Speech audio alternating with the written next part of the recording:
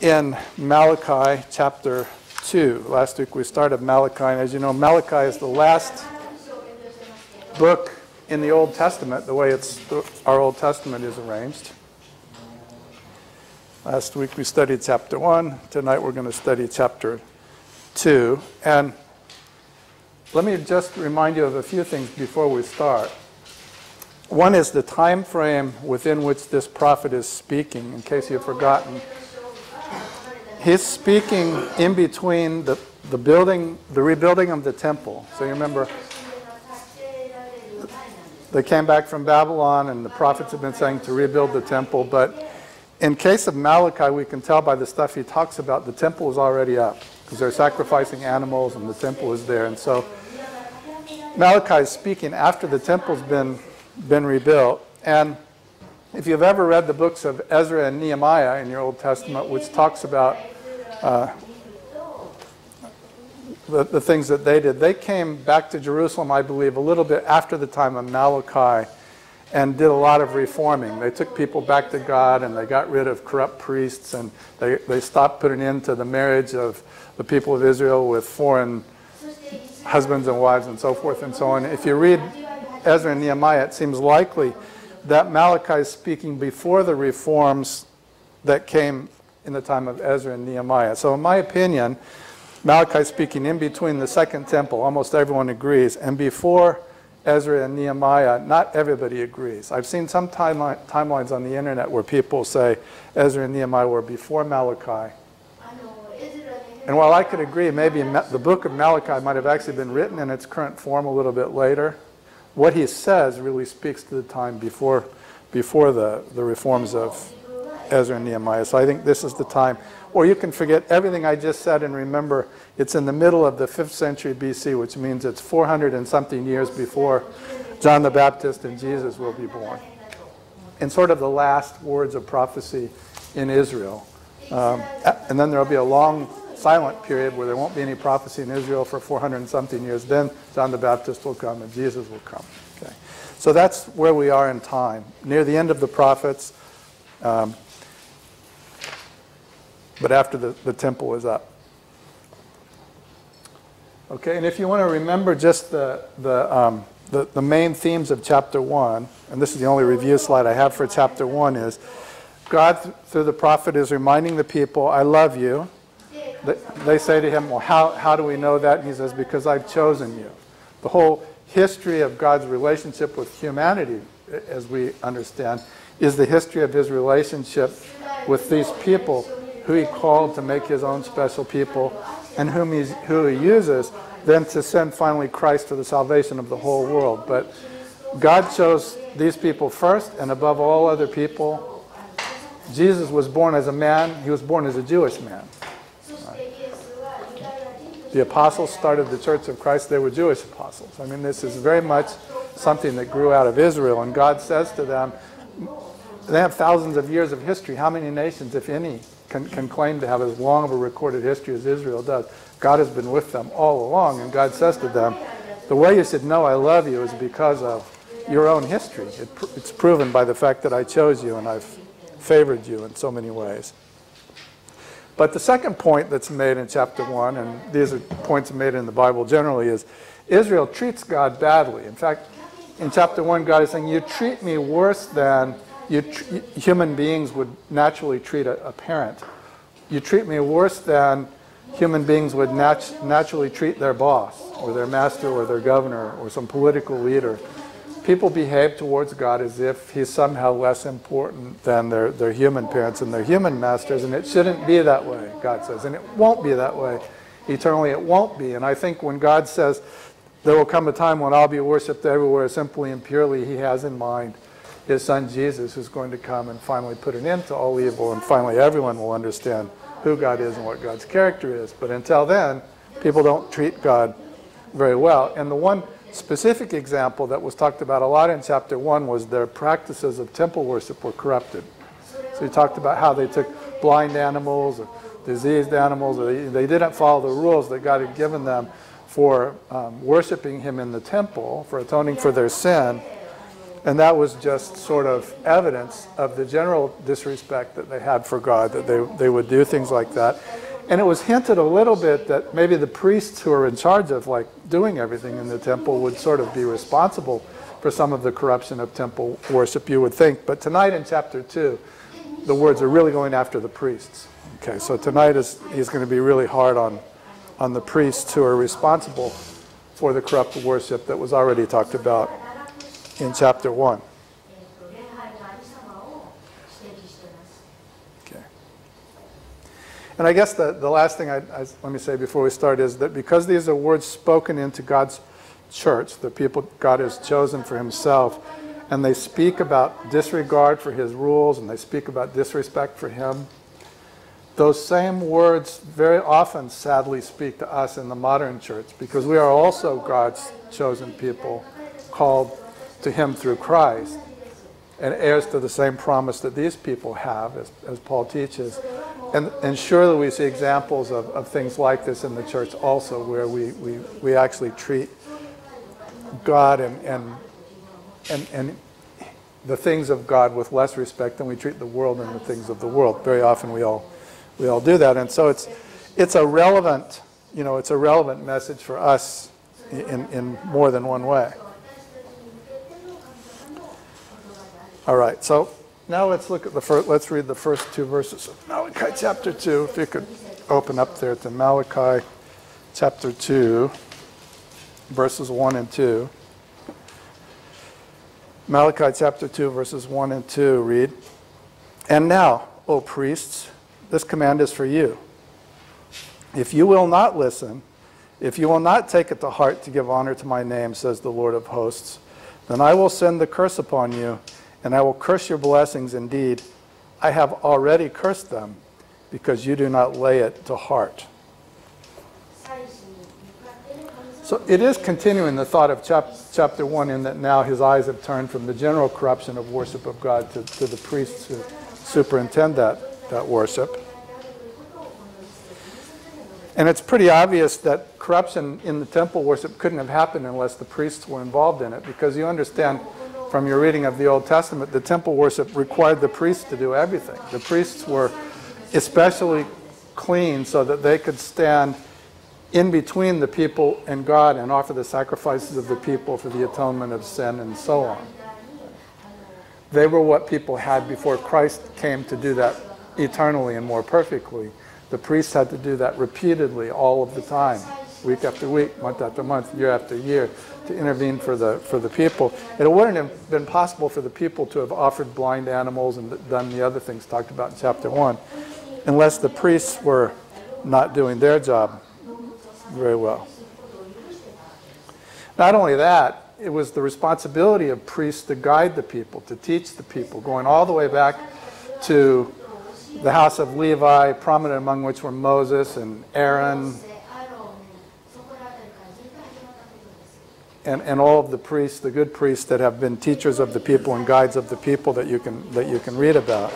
And so God is particularly harsh now with the priests, just as God is always particularly harsh with the leaders of the people, whoever they are. Verse 1 said again, "And now, O priest, this command is for you." It's not like God is giving a new command, I think. It's that the priests are in the business of enforcing the commandments of God, which they have received from the laws of Moses. And now the prophet speaking to these priests, and it must be scary. There were more than 5,000 priests, including Levites and temple workers, in Israel at that time, according to Ezra and Nehemiah. I forget where it says so in the Bible someplace. So there's like thousands of priests there, and this one Malachi is speaking to them and saying, "You who enforce God's commands on other people now, God has a word for you. This command is for you." And he's taking their attention back, not to a new commandment, but to things that they already knew, but had obviously forgotten by the way they were behaving. All right? So, and he's saying that there's going to be a punishment for the behavior that they have. And verse 2 basically says, in other words, you'd better listen, and not just listen, you'd better take it to your heart, what you read in my word, or I'm going to curse you, he said. And then he goes on, he says, I'm going to curse your blessing. All right? And people talk about what does it mean to curse their blessing. And one possible understanding would be that the blessings that they enjoy as heirs of God's covenant with, with Levi will be cursed, so that they won't have that same blessing that they should have if they were obeying God properly. Or you could say, since it's their job basically to bless the people on behalf of God, that their ability to bless the people will be cursed. So the people will not be able to receive any blessing through the priesthood because the priests are corrupted. Both of those would be possible from the grammar. I think the second one is probably the note that sounded a little bit more loudly, at least in my ears, that God is saying, if you won't be the way priests are supposed to be, then your ability to bless the people will be diminished, will be taken away. So these are the lovely guys, that he's talking to here. There's a lot of them, but they would have been the high-class people in the city of Jerusalem, in the temple, probably the best dressed and the wealthiest and the holiest. And God is saying that they're in trouble now because he's paying attention to them. So verse 3 says, "Behold, I will rebuke your offspring and spread dung on your faces, the dung of your offerings, and you shall be taken away with it." Okay. So I looked hard for these pictures. And God, the prophet and God have picked very dramatic images here to communicate, I think, exactly what they want to communicate. Remember, the job of a priest is to be ceremonially pure. The smallest little thing, to forget to wash your hands or to touch the garment of a dead person, or all of the things that could happen to make them ritually impure so that they couldn't do their priest work. God is saying, I'll make it 1,000 times worse. I'm going to do something that will make you so impure that you can never be a priest. I'm going to put dung on your face. All right? The Hebrew word translated dung may actually more precisely refer to the intestines of a bull or the kind of animals that they sacrificed, including all the contents, which would be, of course, dung when it finally comes out, like this farmer here has in his wheelbarrow.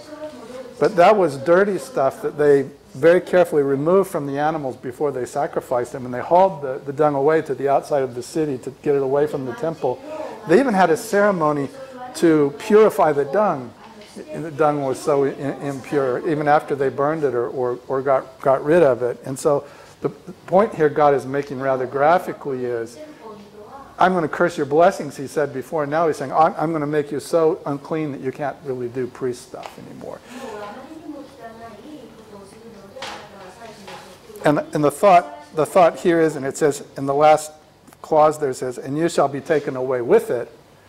People argue, the people who translate Hebrew closely argue about what's exactly meant. The easiest reading would be, you'll be taken away with the dung, right?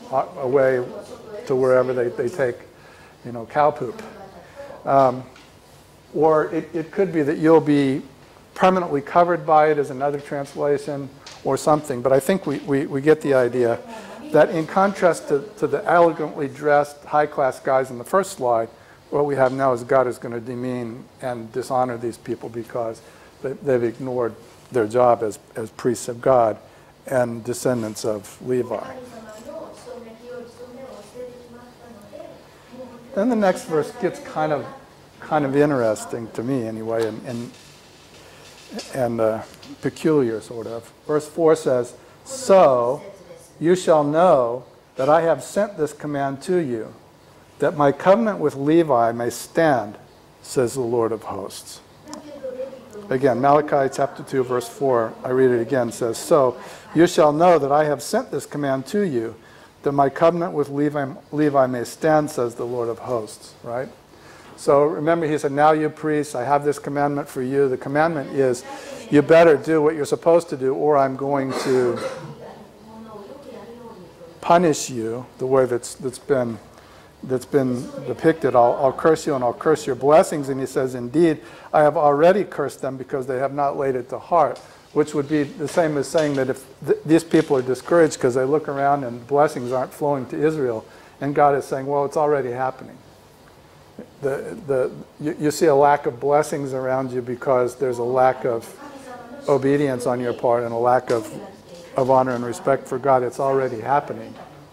Okay, all right. And so he says, God says, I'm going to do this. I'm going to dishonor the priests and cause this curse to come, so that you may know that I have set this command, and also so that my covenant with Levi may stand. All right. So I hope you remember, Levi was one of the 12 sons of Jacob.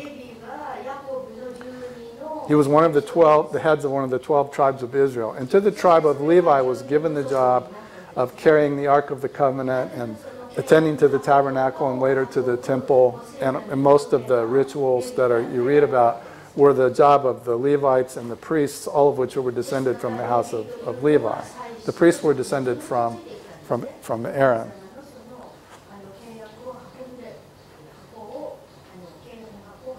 And God had a special covenant with the house of Levi, very similar to the way he had a special covenant to the house of David, to the house of Judah. The Davidic covenant is the one that Jesus fulfills, right? God says to King David, someone from your line will always sit on the throne forever. That's like the main covenant that runs through the Bible. But it's not the only one. There's also a covenant with the house of Levi. And I think since that's less familiar to us, let me just show you a few places in the Bible where you can read about that. Numbers chapter 6.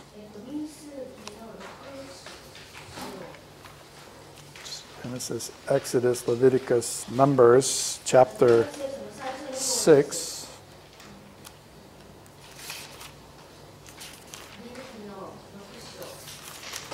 Starting at verse 22.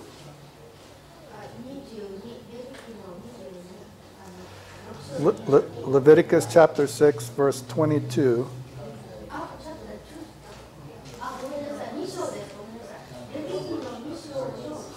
Leviticus chapter 6. No, now I'm confused. Sorry. Numbers chapter 6, verse 22.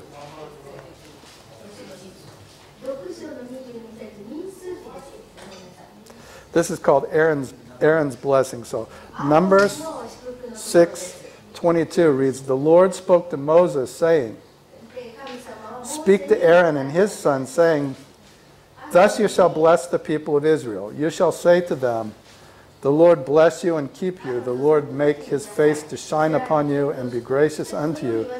The Lord lift up his countenance upon you and give you peace. So shall they put my name upon the people of Israel, and I will bless them." So this very famous blessing or benediction pronounced by Aaron and his descendants, pronounced by the priests on the people, is inactivated in a sense by the sin that's current in Malachi's time, because the priests have been dishonored and disgraced, and they lack the ability to bless the people the way they're supposed to be able to if things were right in the relationship between God and his priests. Same Numbers, only chapter 25. Numbers 25, verse 10.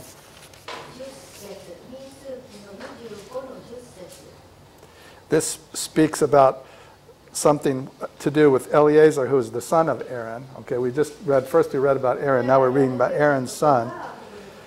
Numbers chapter 25, verse 10 and following says, "And the Lord said to Moses, Phinehas, the son of Eleazar, the son of Aaron, the priest, has turned back my wrath from the people of Israel, in that he was jealous with my jealousy among them, so that I did not consume the people of Israel in my jealousy.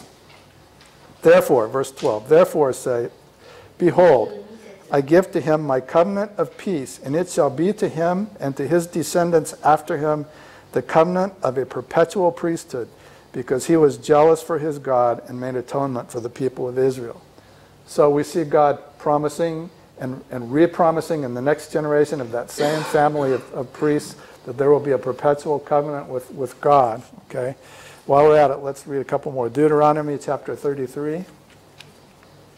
It's the next book after Numbers. Deuteronomy chapter 33.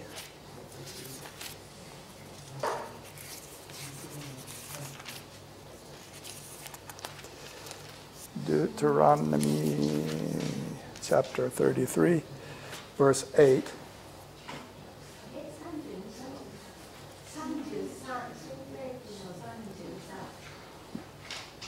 No, 8から11まで. And this is Moses' final blessing on Israel before he dies. So before Moses dies, he blesses each of the tribes. And in chapter 33, starting at verse 8, here's what Moses says about the tribe of Levi. And of Levi he said, give to Levi your Thummim and your Urim to your godly one, whom you tested at Massah, with whom you quarreled at the waters of Meribah, who said of his father and mother, I regard them not. He disowned his brothers and ignored his children, for they observed your word and kept your covenant. This is Moses speaking to God. They shall teach Jacob your rules and Israel your law. They shall put incense before you and whole burnt offerings on your altar. Bless, O Lord, his substance and accept the work of his hands. Crush the loins of his adversaries, of those who hate him, and they rise not again. So this is Moses blessing the tribe of Levi and all the work that they would do as priests of the people. Only one more, this time in the prophets, Jeremiah chapter 33.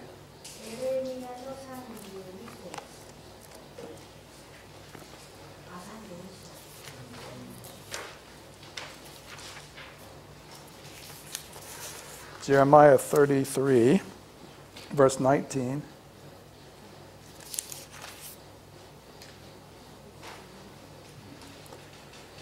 Jeremiah chapter 33, starting at verse 19.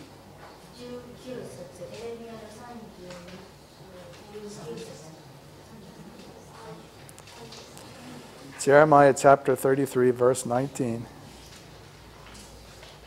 Okay? It says, the word of the Lord came to Jeremiah. Thus says the Lord, if you can break my covenant with the day and my covenant with the night, so that day and night will not come at their appointed times, then also my covenant with David my servant may be broken, so that he shall not have a son to reign on his throne, and my covenant with the Levitical priests, my ministers. As the hosts of heaven cannot be numbered, and the sands of sea cannot be measured, so I will multiply the offspring of David my servant and the Levitical priests who minister to me. The point being that throughout the office of the house of Levi and the priests is extremely important. It's an instrument of God's blessing to the people. And right now, these people are profaning their office. They're not behaving the way priests are supposed to behave, and therefore God's ability to bless his people, in some sense, is limited by their disobedience. Of course, God isn't physically limited ever, but God's covenant is such that when his covenant partner isn't behaving properly, God, for his part, has to withhold blessing, all right, because that's the covenant that he has with them, all right? And so that's what Malachi is talking about here in chapter 2, when he's talking about the covenant, right? And so the punishment that we saw on the slide before, the guy with dung on his face, the punishment in verse 3 is somehow necessary, according to God, in order to show that his covenant with Levi stands. You might think that was a picture of the covenant being broken, but that's not the way God thinks. God is saying, the proof that I was serious all along about these covenants that I've spoken again and again with the house of Levi is that I'm still disciplining them, right? God disciplines so that he can restore, right? He refines so that he can purify. The house of David was divided and the kingdom was nearly destroyed, and yet Jesus finally came to save the world. And you remember the picture of Jesus is the high priest and also the Messiah, the king. And so God is never going to give up on fulfilling the promise that he made to the house of David or to the house of Levi.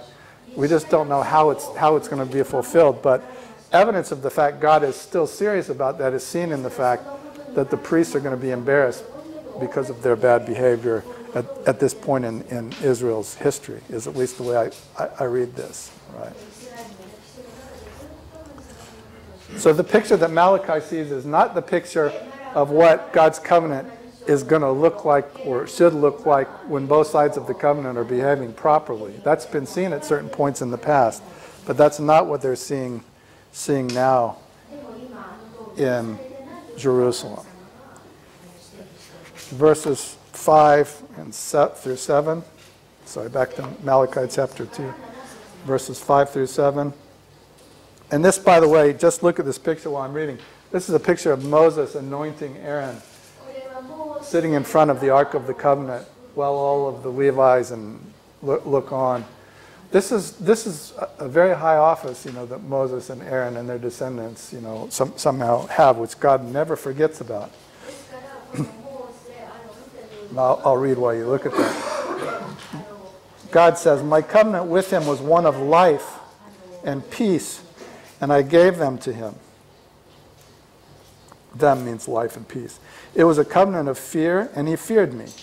He stood in awe of my name. True instruction was in his mouth, and no wrong was found on his lips. He walked with me in peace and uprightness, and he turned many from iniquity.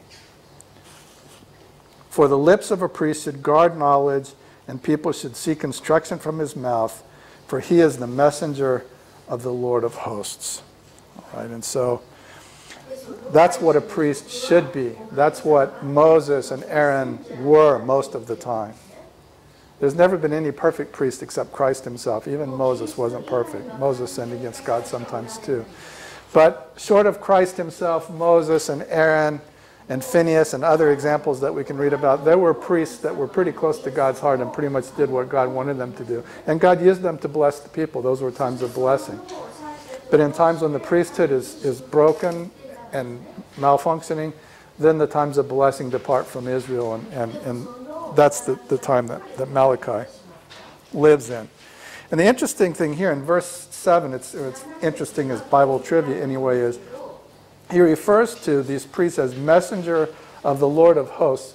And almost always in the Bible, the Hebrew word that's translated messenger is reserved for angels or prophets. Angels and prophets literally speak the words of God. When an angel speaks, if it's a proper angel, it's speaking God's words. When a prophet speaks, they're a human being, but they're speaking God's inspired words. Priests aren't normally thought of that way. Priests apply God's word to the teaching of the people, and they guard God's truth and so on. But here, we've got a very high view of the priesthood because they're being referred to by the same word that's used to describe angels and prophets. In verse 7. "For the lips of a priest should guard knowledge, and people should seek instruction from his mouth, for he is the messenger of the Lord of hosts." All right, so that kind of sets up then what follows. And that is the bad view of these guys. All right, so verses 8 and 9 say, "But you have turned aside from the way. You have caused many to stumble by your instruction. You have corrupted the covenant of Levi, says the Lord of hosts, and so I make you despised and abased before all people, inasmuch as you do not keep my ways, but show partiality in your instruction." So the job of a priest is simply and purely to transmit the word of God and to do what God says and what God instructs them to do. That's what good priests do. These priests in Israel now aren't good, and they're specifically being charged for being partial, which means that not everybody is equal before God while those priests are there. Probably what it means, usually what it means in the prophetic literature is rich people get treated better. That may be why it's possible to sacrifice blind animals and the other things that they were accused of in chapter 1. The priests have got some kind of scam going where they don't treat everybody the same. They have some reason to not just be good priests the way that they're supposed to. All right, and so God is going to embarrass them. And a lot of this, it seems to me, will be fulfilled when Ezra and Nehemiah come. They really deal with the corrupt priests and get rid of a lot of them. But another point of fulfillment of this prophecy is when Christ comes, because Christ will go before these priests, the scribes and the Pharisees, and be judged and crucified. The Son of God will be crucified by these people. And 70 years later, the Romans will come and destroy Jerusalem. And there will never be another temple built there again.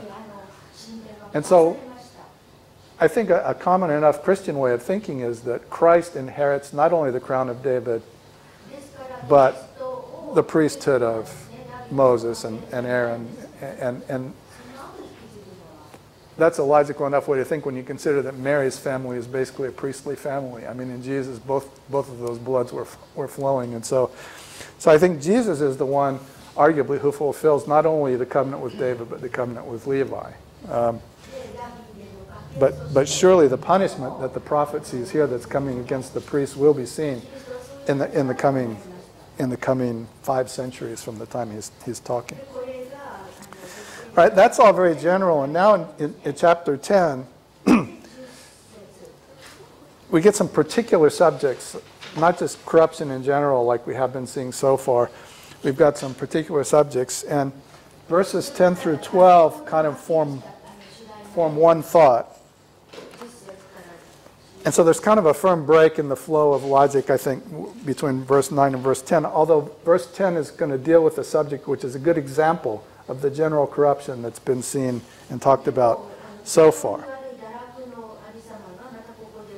And notice, please, now that it's not God who's speaking anymore, it's the prophet. The prophet is speaking his own words here, verse 10.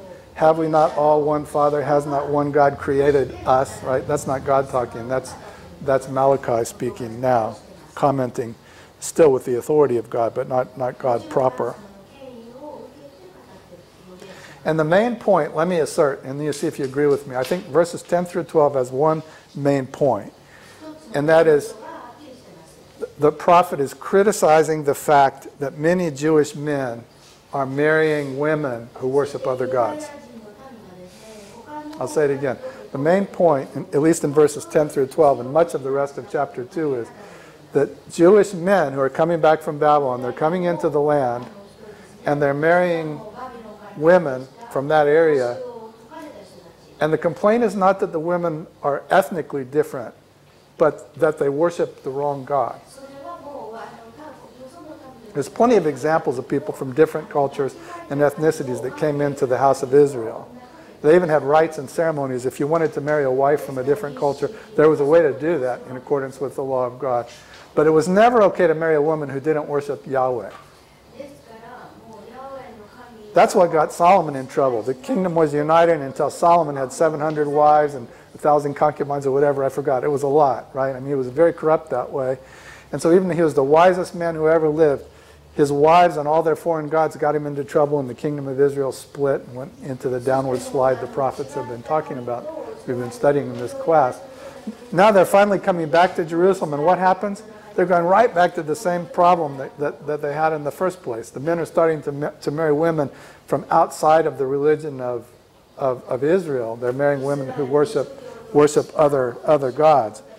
And that's a very big problem. It's something Ezra and Nehemiah will spend a lot of time correcting. All right.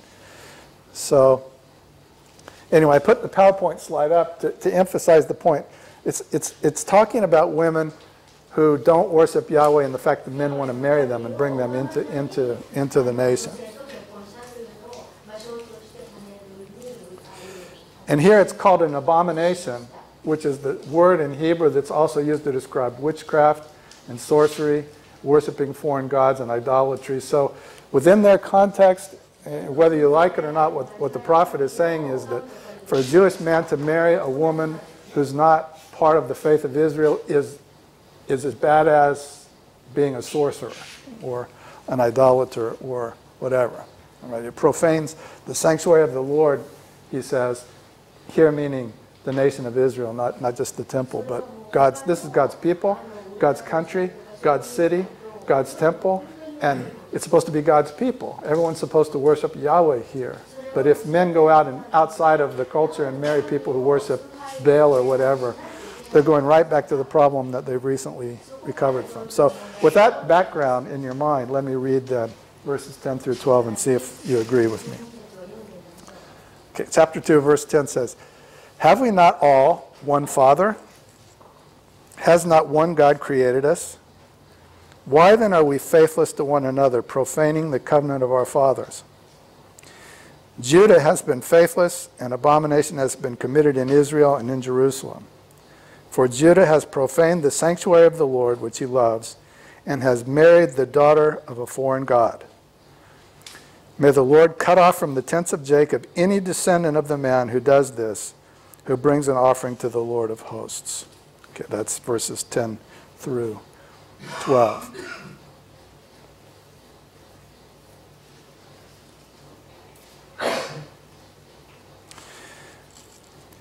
So when they say, have we not all one Father, most people read that to mean one God. The ESV actually has it capitalized, capital F. They're asserting that it's, the translators are asserting that it's God the Father, and not Abraham, not Adam, but not Jacob, but God.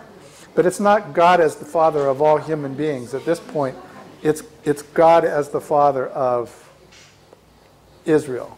All right? The one who brought them out of the land of Egypt, the one that took them to the promised land, the one that commanded them not to marry people who worship foreign gods. That's the God that they share. If, in fact, they all have the same Father, why would they be faithless to one another? We're all in the same family, they're saying. And already, I think, the prophet's looking ahead to the next set of verses we'll read that's talking about human marriage. Why would a husband and a wife be faithless to one another if God is the father of the husband and God is the father of the wife? And in their culture, parents arranged marriages, but God was on both sides of that marriage. God took this husband and this wife, and he made one husband and wife. We have one Father, and the prophet saying, if that's so, then how could it be that we would be faithless to one another? But I think the point still is a bit more general, and the prophet's talking about faithlessness in general. It's not just husbands and wives, but all of the people in Israel, the priests and the people, and they're cheating each other, and all kinds of bad stuff happening, like the prophets are talking. They're faithless to each other, including the example of marriage, but not limited to that. Why, when you consider the fact they're one family under God, that shouldn't happen. And that's profaning the sanctuary of the Lord, he says in verse 11. And most people most of the commentators say that's not just talking about the temple. That was chapter 1. Here they're saying God's sanctuary is the nation of Israel, the house of Judah, the house of David, the city of David, the temple. All of that is God's place where God's name is supposed to be held up high. That's God's chosen people. But it's being profaned. Why? Because people are not faithful to one another. And now the specific example is introduced at the end of verse 11. The people even go outside and marry women who worship foreign gods. So it's one example of a general problem that they have. And then here, when the prophet says, may the Lord cut off from the tents of Judah, this isn't God talking. This is the prophet saying, I wish God would cut off all of these people from the tents of Jacob, any descendant of a man who does these things. Okay. And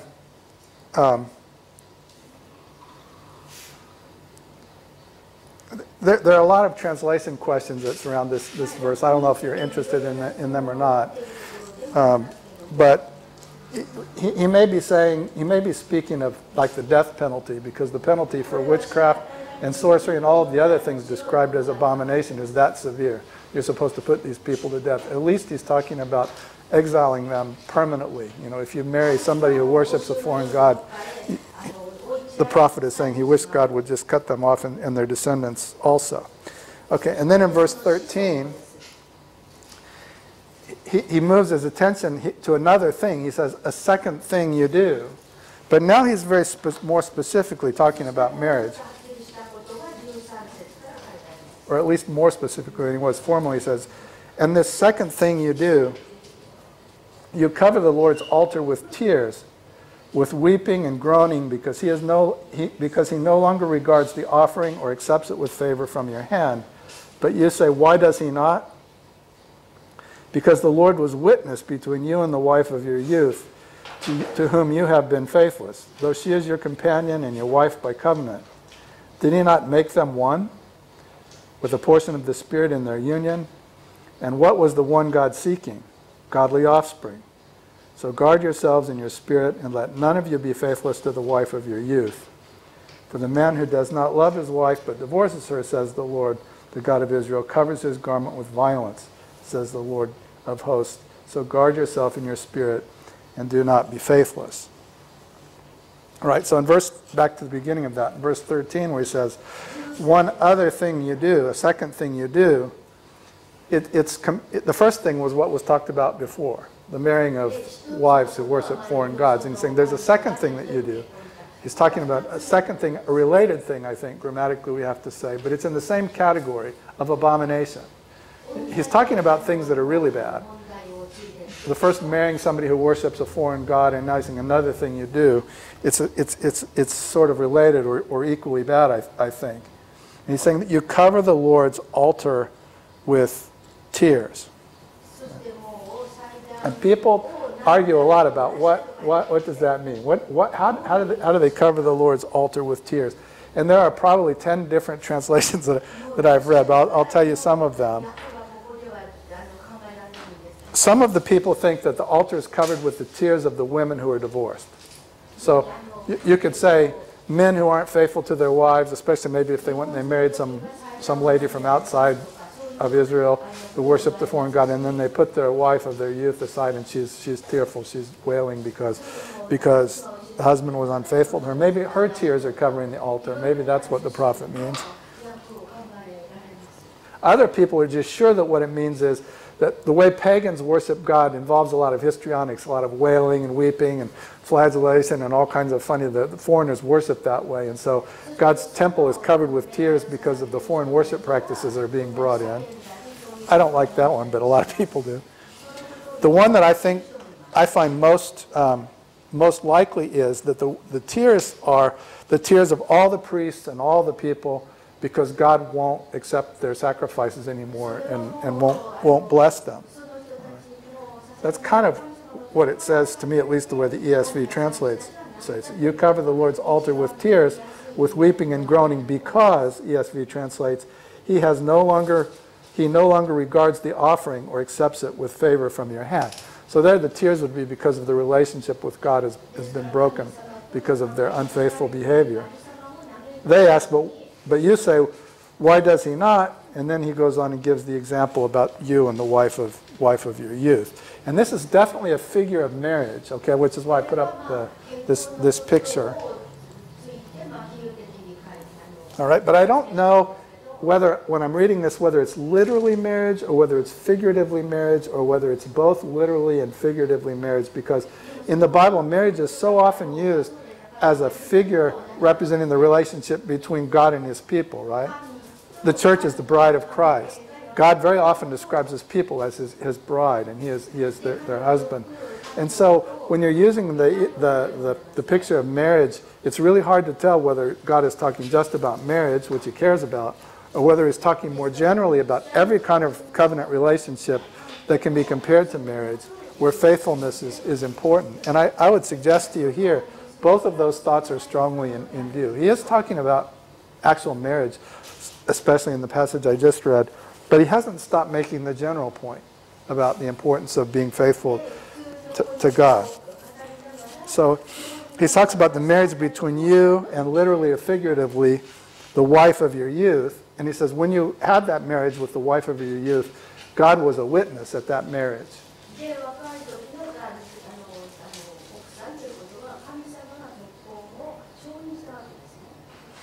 So, when a Jewish man and a Jewish woman in their youth were united, and it's debatable how much of a marriage ceremony they had in those days, or what kind of contracts they actually had. But anyway, they were husbands and wives. And when a man and a woman became a husband and wife in Israel, the thought is not just present here, but a lot of places is God was there. All right? And that union was something that God witnessed, right? It's a covenant relationship between a husband and wife. God was there as the witness, all right?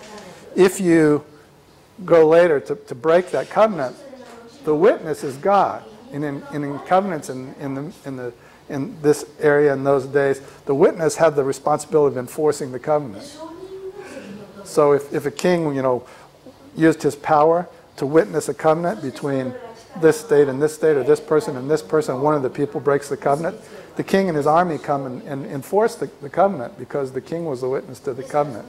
This is a covenant where God was the witness, right? And so he's saying to them, if you divorce the wife of your youth, God's coming after you. God cares. Part of the offense against God is you haven't been faithful to the wife of your youth. And does he mean literally? I think to some extent he does.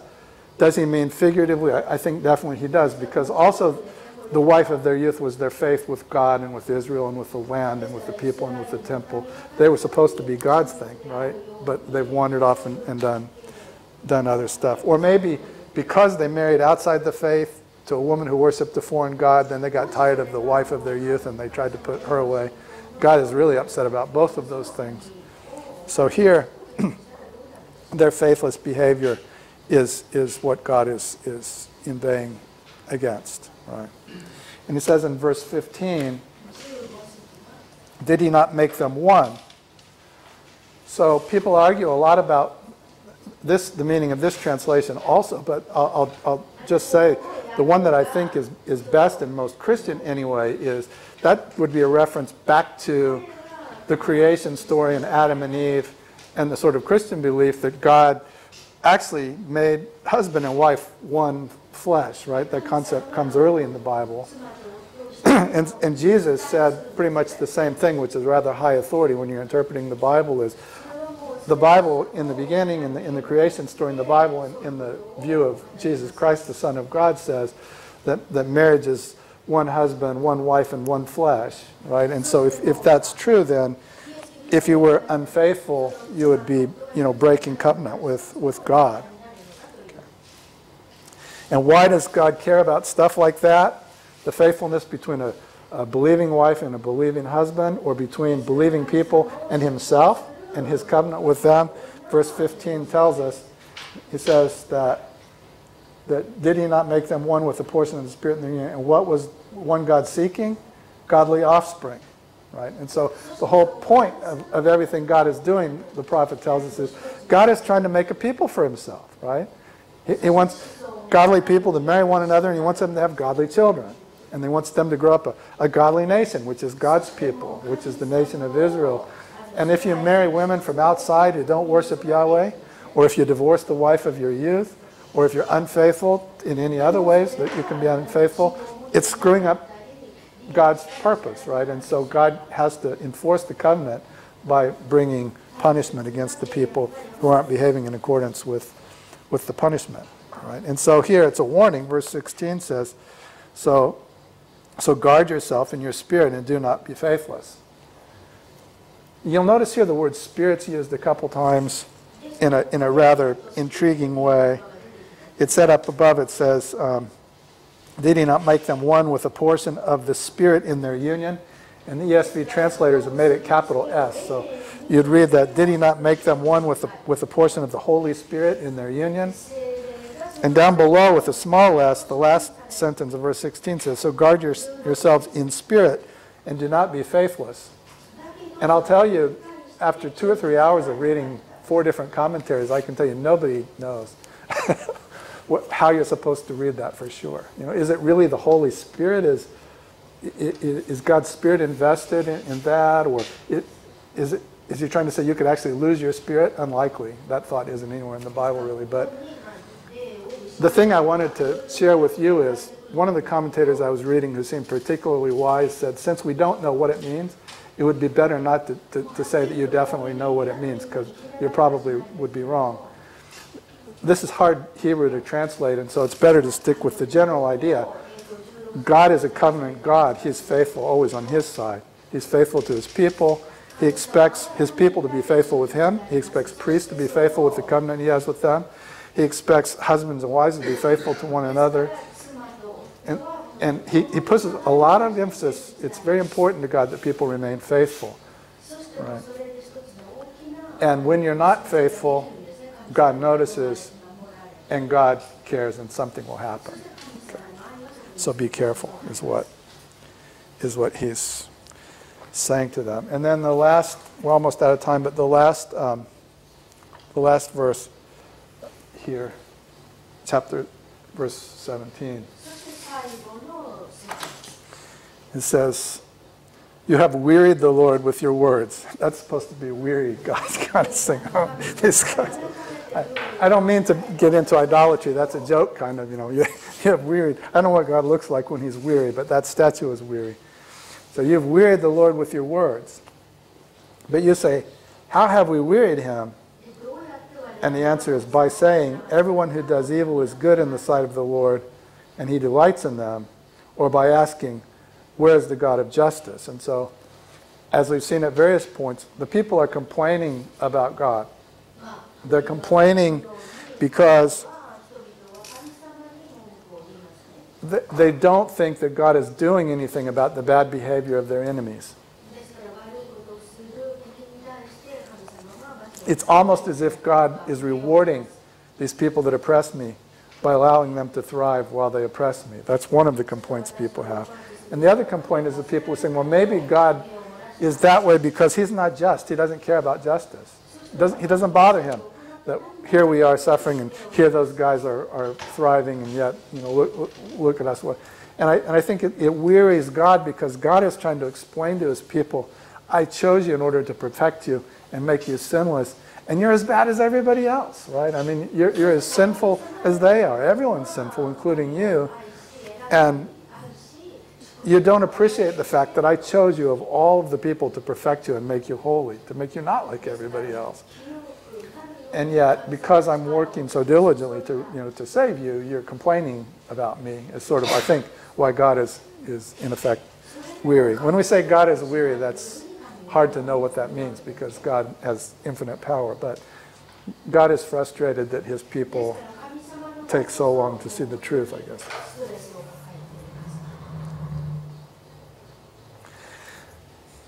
So that's Malachi chapter 2, and I think that actually we almost have it right, and I just will tell you, as I've maybe mentioned a few times before, there are 4 or 5 places in there where the Hebrew translators really struggle to figure out how they want to understand it. And you'd want to be careful not to, for example, come to Malachi chapter 2 and build a whole counseling program on marriage or something on this chapter, because you can't be certain enough that you're getting any clear teaching about marriage here. The teaching here is God wants his people to be faithful, right? And God is faithful. And that would apply to every kind of relationship, parents and children, husbands and wives, business partners, kings and subjects, and priests and lay people. God wants everyone to be holy like he is holy. And since we only have one Father, which is also true of Christians, right? We all have the same Father because of Jesus Christ. Why would we ever cheat each other? Why would we ever be unfaithful to each other? It does seem to be saying it would be bad to marry outside of the faith. I did.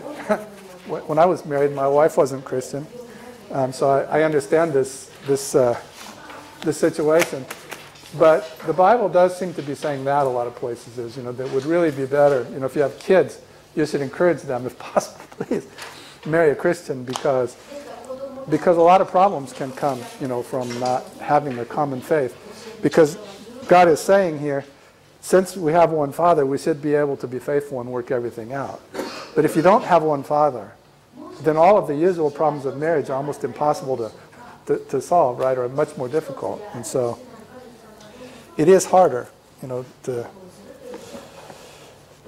but again, I think there's a lot of uncertainty here in the detail of the translation. Please think about my points there about, let me know. Oh, also, if you have suggestions, you would rather have this class be done differently, I'm happy to hear. Some people give me suggestions and I try to take them if I can and they seem good.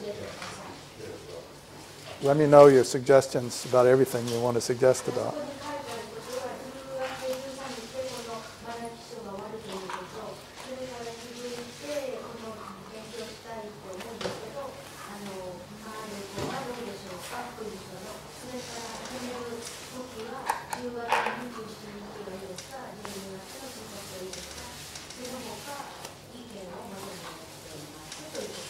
And thank you for playing the piano. Thank you for leading songs.